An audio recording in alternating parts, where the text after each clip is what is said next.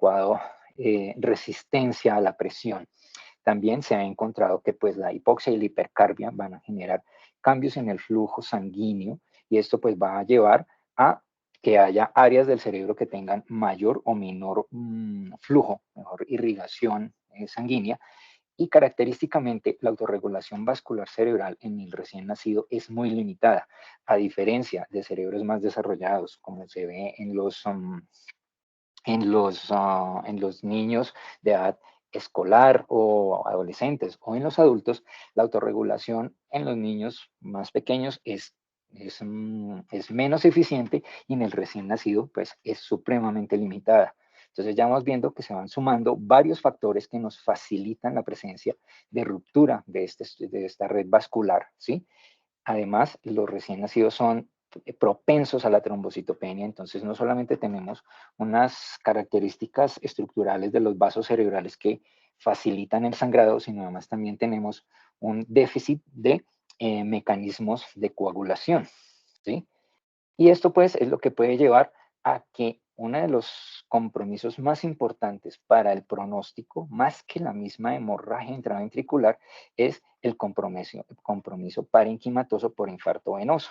La hemorragia pues genera obstrucción, trombosis o oclusión de este tipo de estas estructuras vasculares y esto va a impactar en la irrigación sanguínea de estos territorios periventriculares que, recordemos, están generando todas nuestras células neuronales y gliales y pues esto lógicamente va a llevar a que ese proceso no se desarrolle de la mejor manera y podemos tener un espectro amplio de compromiso en el desarrollo psicomotor posterior de estos pacientes. También hay un componente inflamatorio que se ha relacionado con la liberación de la hemoglobina en el espacio ventricular, que por medio de una serie de mecanismos de respuesta, ¿sí? En el que se han identificado el glutamato, algunos radicales libres, algunas citoquinas liberadas tanto por el endotelio como por el mismo tejido cerebral, va a llevar a una activación de la microglía y todo esto va a resultar en que se desencadenan procesos de apoptosis, ¿sí? Procesos de lesión del tejido generativo, como lo estábamos explicando anteriormente, ¿sí? Se retrasa la mielinización de todas estas otras vías y todo esto pues va a llevar a que haya principalmente un gran compromiso a nivel motor, sensorial, visual, de funciones corticales, etcétera, ¿sí? Y como vemos, pues se ha relacionado mucho con esta cascada inflamatoria que desencadena apoptosis y que también el acúmulo de los productos de degradación de la hemoglobina a nivel de las granulaciones aracnoideas puede también alterar la circulación y la absorción del líquido cefalorraquídeo y esto pues también se relaciona con la hidrocefalia, que es una de las principales complicaciones de esta patología. También se ha descrito por esta misma vía que pues, el aumento de las bilirrubinas, el aumento de concentración de monóxido de carbono y de hierro iónico libre en el líquido cefalorraquídeo también puede tener alguna influencia en este tipo de procesos inflamatorios. Cabe resaltar que las hemorragias intraventriculares se presentan en el 50% de las veces durante el primer día de vida y el 90% de los eventos de hemorragia intraventricular se presenta en los 3 primeros días en estos pacientes pretérmino. Entonces, pues eso nos habla de que puede haber un espectro de gravedad. Hay algunos cuadros clínicos que se presentan de manera más lenta, otros se presentan de una manera más súbita y fulminante, dependiendo del tipo de sangrado y el tipo de compromiso que haya. En cambio, como hablamos inicialmente, en el recién nacido a término, este tipo de hemorragias son poco frecuentes. Sin embargo, ¿sí? Tienden a ser más graves comparativamente con los recién nacidos pretérmino que tienen grados leves de hemorragia, ¿sí? Entonces, en una gran mayoría, en más de un 50% de los recién nacidos a término que presentan hemorragia intraventricular, se pueden presentar alteraciones debidas a asfixia, a sangrado del tejo coroideo, sangrados de malformaciones arteriovenosas, hemorragia talámica, trauma abdominal cerrado relacionado con las maniobras obstétricas o también cuando por alguna razón se necesita colocar un reservorio intraventricular y hacer aspiraciones frecuentes de líquido cefalorraquídeo, por ejemplo, en los pacientes con infección. Todos estos factores pueden aumentar el riesgo de hemorragia intraventricular en los recién nacidos a término y, como les mencionaba, pueden tener un impacto muy importante también en su desarrollo posterior. Para entrar ya a nivel del diagnóstico, vamos a empezar por el cuadro clínico, ¿sí? Como les decía, pues hay diversos grados de, de rapidez de instauración. Sin embargo, pues comparten muchos de estas manifestaciones clínicas, ¿sí? Pueden ir con deterioro del estado de conciencia, en los casos más leves una leve hipoactividad, como puede en los casos más graves tener un verdadero estupor. Puede haber pues aumento de la presión intracraneal que va a generar una fontanela bombada y tensa, va a haber dificultad respiratoria también por el mecanismo de compresión de los núcleos respiratorios a nivel del tallo cerebral debido a la hipertensión endocraniana, que habrá dificultad respiratoria, puede causar apneas. La hemorragia en el tejido cerebral es altamente irritativa, entonces estos pacientes también pueden presentar con frecuencia convulsiones. También se pueden presentar alteraciones focales del examen neurológico, paresias faciales, hipotonía, hiperreflexia, en algunos casos hasta aumento del tono axial, generando una postura de opistótonos, ¿sí? Que también puede relacionarse con la hipertensión endocraniana. Y de una manera más o menos tardía puede haber aumentos del perímetro cefálico que ya se asocian a la presencia de hidrocefalia. En los niños recién nacidos a término, como les digo, la presentación tiende a ser más grave, entonces las convulsiones son mucho más frecuentes, se pueden presentar apneas, hay también irritabilidad en letargia, se presentan ya cuadros de emesis por la hipertensión endocrinal y por la misma estimulación irritativa de la hemoglobina en el espacio líquido, en el espacio del líquido cefalorraquídeo, y pues también hay procesos de deshidratación. En ambos casos, más frecuentemente en los recién nacidos, uno puede encontrar también signos de anemia, dado que una porción significativa del volumen sanguíneo circulante puede acumularse dentro de los ventrículos y esto pues nos lleva a que haya un cuadro de choque hemodinámico incluso en los pacientes que presentan esta condición, más frecuente en los recién nacidos pretérmino, más de bajo peso o los que presentan una hemorragia de mayor gravedad.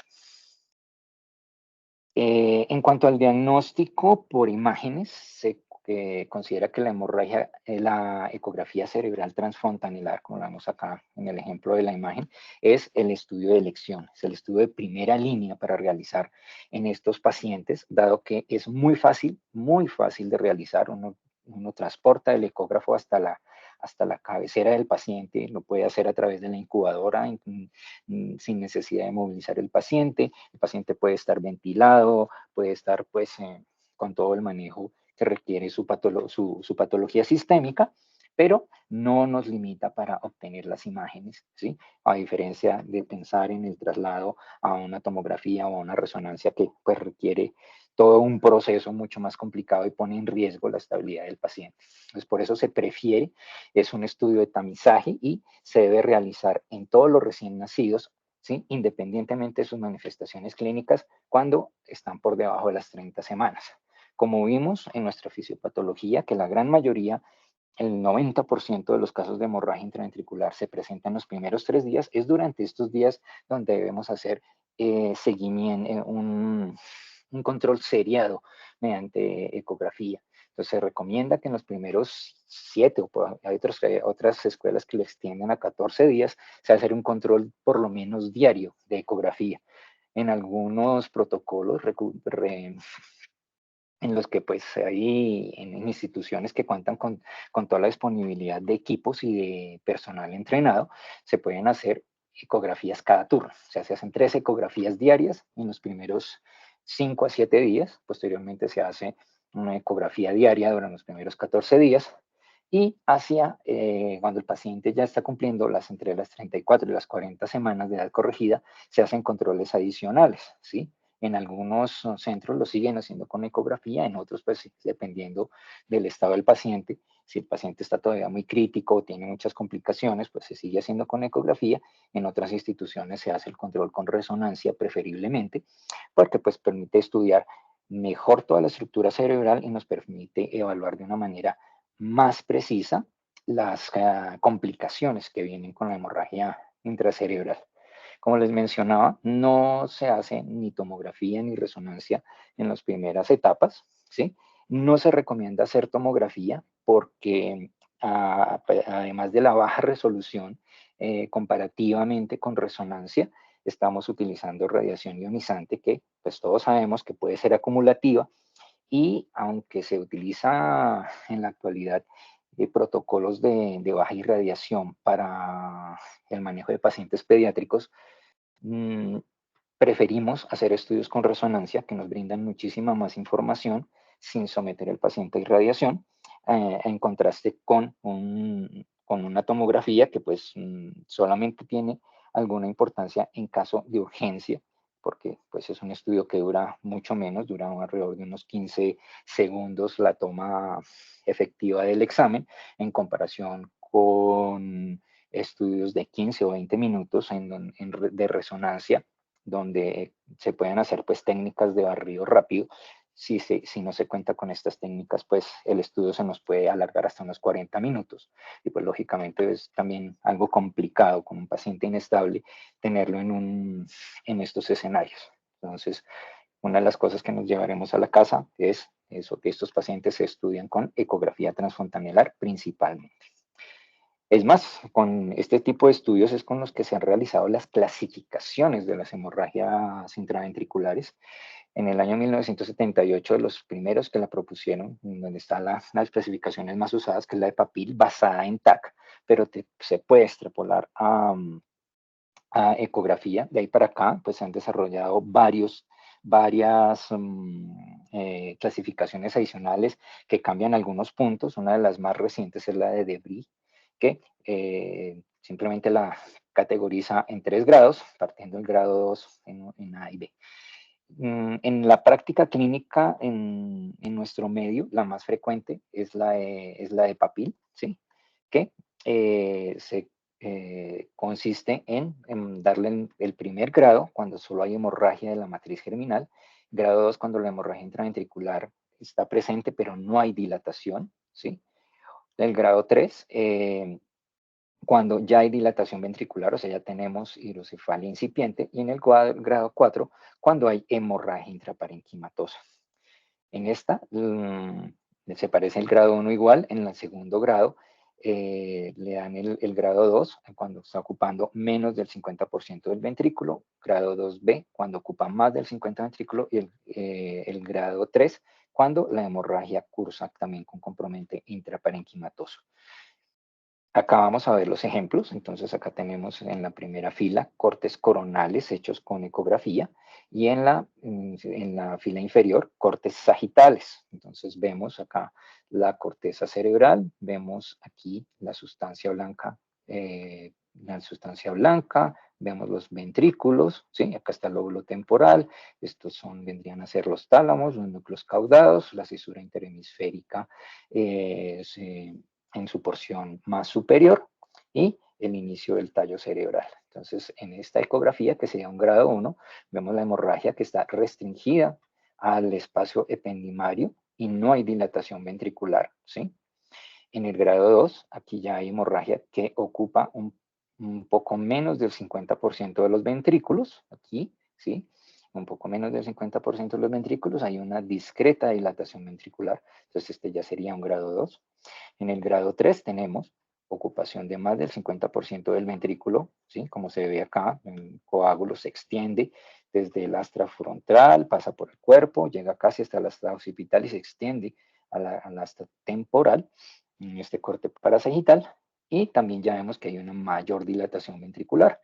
Y el grado 4, donde vemos hemorragia ocupando el ventrículo completamente, y además tenemos ya un compromiso intraparenquimatoso bastante claro. Entonces, esos son los 4 grados en los cuales se clasifica la hemorragia intraventricular.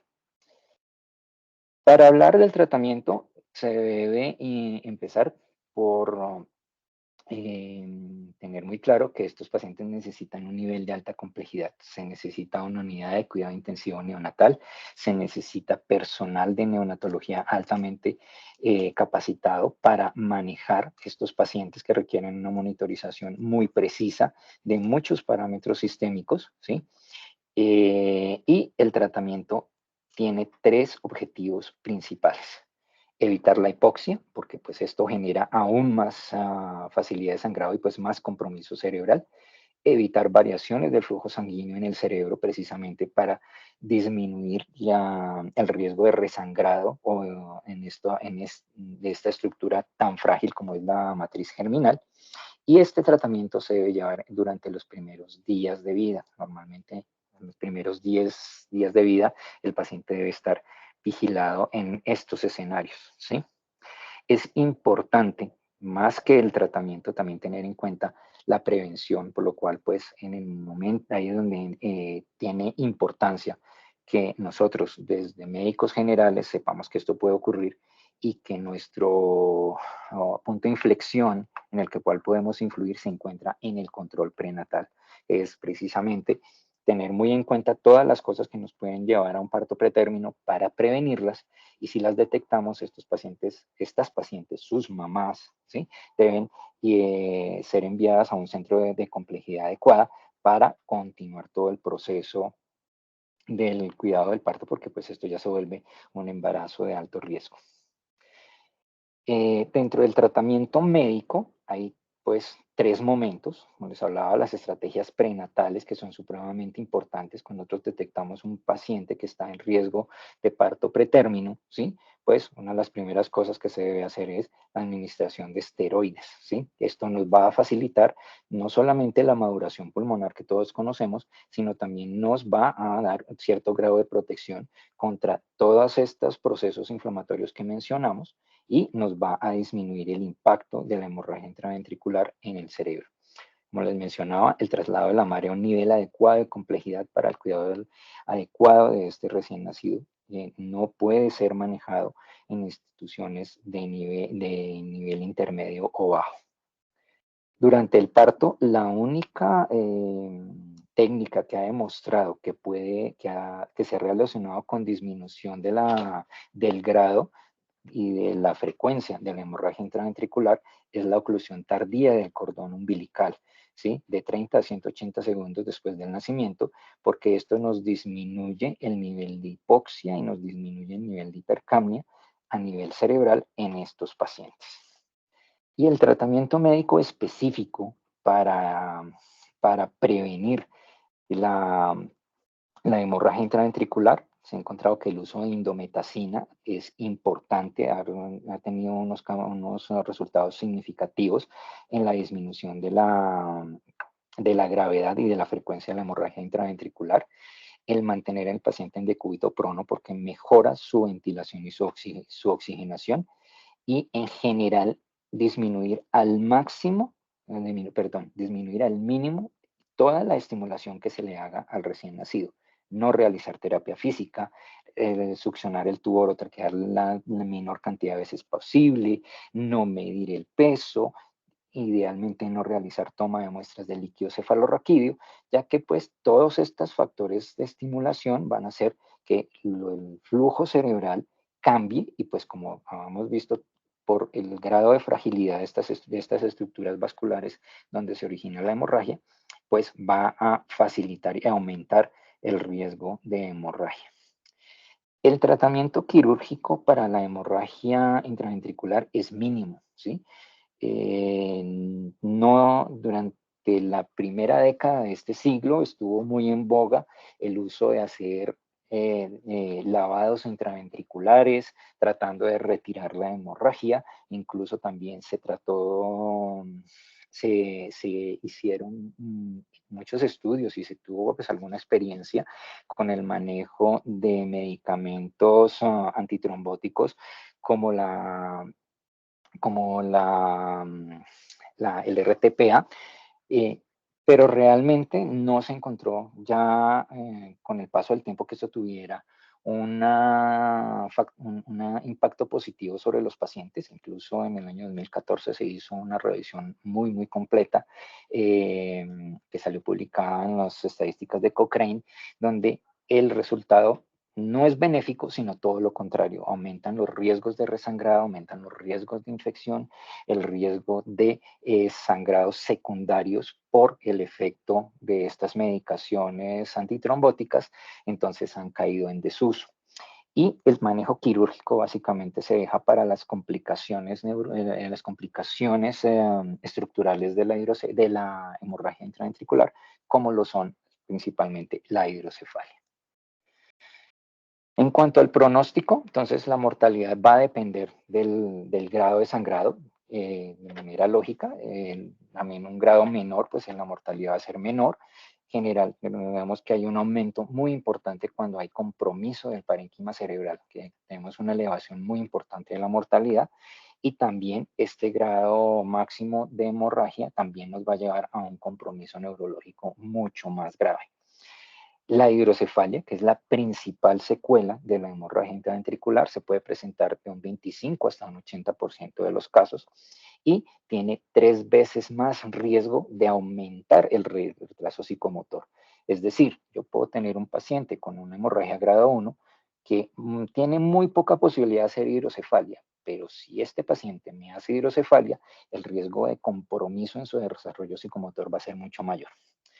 Y estos pacientes pueden llegar a requerir de cirugía de algún tipo de derivación en un 10 a un 20% de los casos. Entonces acá tenemos una resonancia, para que la comparemos con las imágenes previas de ecografía, una resonancia en un paciente ya de 2 meses después de haber superado pues todo este proceso de hemorragia en sus primeros días de vida, y pues vemos que tiene un gran compromiso cerebral en estas áreas están las áreas de hemorragia inicialmente con compromiso parenquimatoso que ya están en resolución.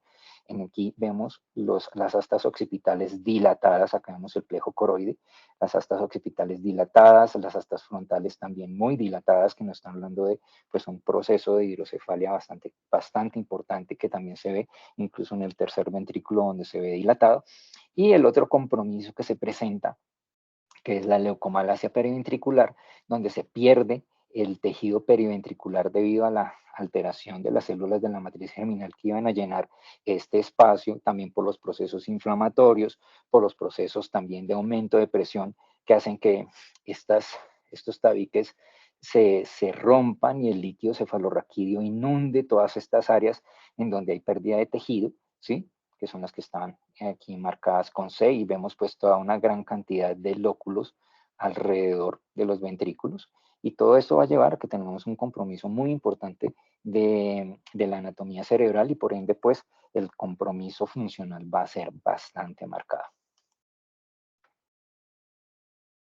El compromiso neurológico, entonces, como les decía, el grado 1 y el grado 2 tienden a ser asintomáticos y sin secuelas. En los grados mayores, en el grado 3 y en el grado 4, porque hay mayor riesgo de hidrocefalia y hay compromiso mayor de la matriz germinal e incluso del tejido periventricular, pues se van a presentar otro tipo de alteraciones como epilepsia, focalización motora sensitiva, retraso psicomotor, incluso puede llevar a casos pues, de IMOC o la famosa parálisis cerebral a largo plazo. En los recién nacidos a término, como les había mencionado anteriormente, este tipo de hemorragias aunque es menos frecuente, es también en comparación mucho más grave. El 50% de los casos puede tener un trastorno importante del neurodesarrollo y este 50% de los supervivientes pueden generalmente quedar con algún grado de focalización neurológica. Entonces, como conclusiones de nuestra presentación, les decía, pues es una patología que se da primordialmente en prematuros, por eso debemos tenerla en cuenta en nuestras pacientes si estamos haciendo controles prenatales, ¿sí? Tener esto siempre presente, que cualquier factor de riesgo que nos vaya a generar prematurez nos pone a este pequeñito en el riesgo de una hemorragia intraventricular. La frecuencia es que se relaciona inversamente con peso al nacer. Mientras menos peso tengamos, más posibilidades de hemorragia intraventricular vamos a tener. Su presentación es más alta en los primeros 3 días de vida. Se debe a la inmadurez de la red vascular de la matriz germinal, que aumenta la posibilidad de sangrado con los factores de riesgo sistémicos y de la gestación que mencionamos. El diagnóstico clínico, que pues nos presenta un paciente con compromiso de su estado neurológico, principalmente por pérdida, alteraciones del estado de conciencia, focalización, convulsiones, y pues los hallazgos imaginológicos que se deben realizar con ecografía transfontanelar, que pues la podemos tener en la mayoría de instituciones, a diferencia de estudios más avanzados como resonancia, donde normalmente los servicios, los radiólogos de nuestros servicios de radiología, independientemente del nivel donde estén, pueden realizar una ecografía transfontanelar, no se necesita un equipo especial y pues nos pueden ayudar a hacer una detección pronta de este tipo de patologías.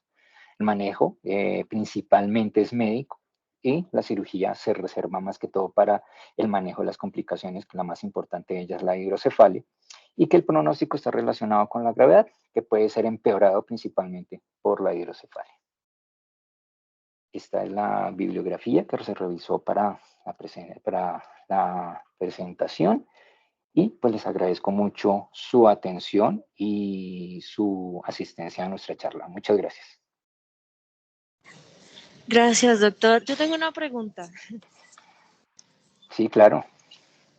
Es que mi pregunta va a que es más efectivo el uso de corticoide antenatal que la profilaxis con vitamina K al nacimiento para prevenir la hemorragia intraventricular. Son dos cosas diferentes, ¿sí? Son dos cosas diferentes. La profilaxis con vitamina K nos disminuye el riesgo de sangrado por alteración en los factores de coagulación, ¿sí? Si bien como lo mencionamos, los niños tienden a ser trombocitopénicos y hay algunos que tienden a comportarse como si tuviéramos algún trastorno de coagulación, la hemorragia intraventricular no depende tanto de eso, sino depende de una red vascular supendimaria muy frágil en un paciente que está presentando cambios muy importantes del flujo cerebral, ¿sí? Entonces tengo yo una pared vascular muy débil, muy frágil, a la cual estoy sometiendo a cambios abruptos y súbitos en el flujo cerebral y en la presión transmural que soporta este endotelio. Entonces, no se considera que la alteración de los factores de coagulación sea un factor crítico, un factor de impacto en la producción de hemorragia intraventricular. Entonces, si tú tienes un recién nacido pretérmino y le pones vitamina K para prevenir las alteraciones de coagulación dependientes de los factores de coagulación, pues no estamos haciendo una adecuada prevención de la hemorragia intraventricular. Se ha encontrado, como les mencionaba así, en varios estudios, que el uso de esteroides prenatales no solo mejora la oxigenación al mejorar la maduración pulmonar, nos disminuye el síndrome de dificultad respiratoria, nos mejora la oxigenación, nos ayuda a hacer un mejor barrido de CO2, sino también disminuye la respuesta inflamatoria a nivel intraventricular, a nivel ependimario y a nivel cerebral cuando se presenta la hemorragia. Muchas gracias, doctor. ¿Alguna otra pregunta o comentario?